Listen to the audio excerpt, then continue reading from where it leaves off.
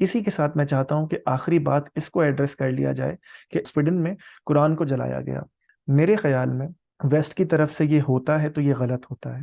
میرے خیال میں وہ بہت بہت ظلم کرتے ہیں کہ جب وہ کسی بھی مذہبی کتاب، اور اس کیس میں میری مذہبی کتاب کو، اس کتاب کو جسے میں سمجھتا ہوں کہ اس کا ہر ایک حرف خدا کی طرف سے آیا ہے، اس کی بے حرمتی کرتے ہیں تو میرے خیال میں غلط کرتے ہیں. میرے خیال میں ظلم کرتے ہیں، میرے جذبات کو ٹھیس پہنچاتے ہیں. بالکل اسی طرح جب میں دوسروں کا، احمدیوں کا حق یہ سمجھتا ہوں کہ ان کے جذبات کو ٹھیس نہ پہنچائی جائے، اور انہیں یہ اجازت ہونی چاہیے، آزادی ہونی چاہیے کہ وہ اپنی بات اپنے مذہبی ڈاکٹرائن کے مطابق رکھ سکیں، تو میرا بھی یہ حق ہے کہ میری کتاب کی اگر آپ عزت نہیں کرتے تو اس طرح اسے نہ جلائیں. لیکن اس کے رد عمل میں کیا کرنا چاہیے؟ میرے خیال میں آپ احتجاج کریں، آپ کا حق ہے. میرے خیال میں مسلمان ٹویٹر ٹرینڈ چلائیں، ان کا حق ہے. میرے خیال میں سویڈن کی ایمبیسی کے سامنے احتجاج ہو، مسلمانوں کا حق ہے. ان کے پروڈکٹس کا بائیکاٹ کر دیا جائے، یہ بھی ان کا حق ہے. لیکن اگر میری رائے میں مجھ سے پوچھا جائے کہ میرے خیال سے سب سے بہترین جواب کیا ہوگا، وہ یہ کہ انہیں سمجھایا جائے، ویسٹ کو اور تمام لوگوں کو.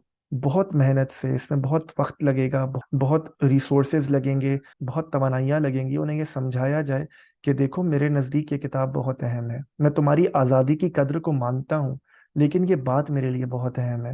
اور انہیں صرف کتاب کی مصنوعی عزت نہیں، خدا کا واقعی پیغام پہنچایا جائے تاکہ وہ اس معاملے سے ہی پیچھے ہٹ جائیں. کیونکہ اگر وہ خدا کے کلام کو سچا مان لیتے ہیں تو ایسا ہوگا نہیں. آپ تمام دنیا میں اس کو نہیں روک سکتے کیونکہ اب دنیا آزادی کی قدر پہ کھڑی ہے. لیکن آپ اور میں اپنے اخلاق سے، اپنے کردار سے، اپنی دانست سے، اپنے حلم سے، اپنے عمل سے دنیا کو یہ بتا سکتے ہیں، ان تک یہ پیغام پہنچا سکتے ہیں کہ ان کی طرف سے یہ غلط ہو رہا ہے.